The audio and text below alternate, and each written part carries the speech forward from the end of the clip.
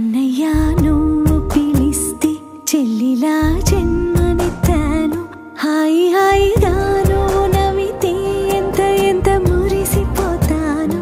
అన్నయ్య నువ్వు తలిస్తే కళ్ళ ముందు వాలిపోతాను. నువ్వు పంచిన ప్రేమకెప్పుడు రుణపడిపోయే ఉంటాను.